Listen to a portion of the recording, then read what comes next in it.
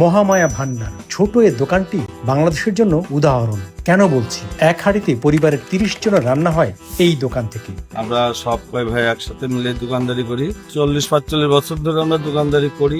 আমাদের প্রতিষ্ঠান হলো মায়ের নামে প্রতিষ্ঠানটা। বাবার আমলের থেকে আমাদের দোকান। বাবা মৃত্যুর আগে নির্দেশ দিয়েছিলেন 6 ভাই যেন মিলেমিশে থাকে। বাবার সে আদেশ এখনো পালন করে যাচ্ছেন এই 6 ভাই। বাবা বিগত হয়েছেন 28-30 বছর। আমরা সবাই মিলে একসঙ্গেই থাকি, একসঙ্গেই ব্যবসা বাণিজ্য এবং খাওয়া দাওয়া একসঙ্গেই করি। আমার এই দোকান থেকেই যাচ্ছে। হয়তো একজন খাইতে গেলাম আর একজন দোকানদারি চালাচ্ছে, আবার ওই মেয়ে ছেলেরাও দেখা যাচ্ছে আজকে একজন রান্না করলো, আর একজন রান্না করলো, এরকম সবাই সামঞ্জস্য মতো চলে। এই যে বিশেষ করে শুক্রবারে আমরা দোকান বন্ধ করে খাবার দেই, তখন সবাই এক জায়গায় বসি খাওয়াটা।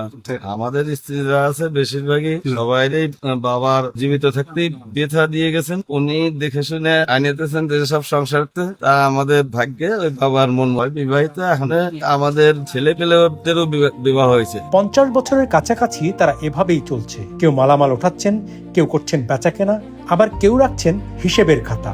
আমরা সবাই মিলে একসঙ্গে কাজকর্ম, যে কোনো কাজকর্ম করি সবাই মিলে একসঙ্গে করি। সবাই সুন্দর মতো চলতেছে, সমস্যা নেই কোনো।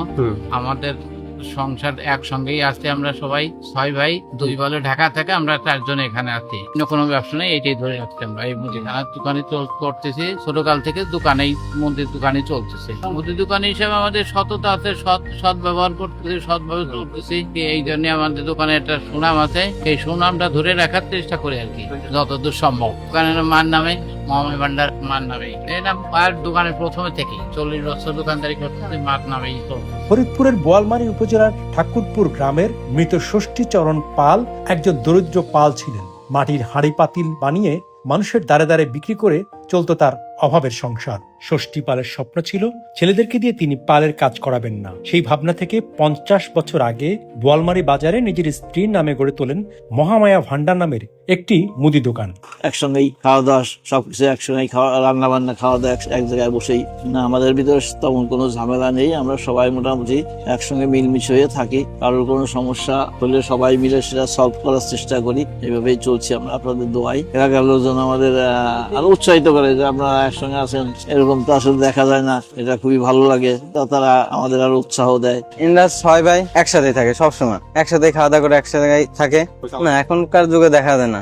না, এদের ব্যবহার ভালো, মানুষও ভালো বলে, এলাকায় সবাই ভালো বলে। যেখানে যৌথ পরিবার দিনকে দিন ভেঙে যাচ্ছে, সেখানে এক পরিবারে বড় পাতিলে রান্না, একসঙ্গে থাকা খাওয়া ও চলার মতো অসাধারণ ব্যাপারগুলো এখন শুধুই স্বপ্ন।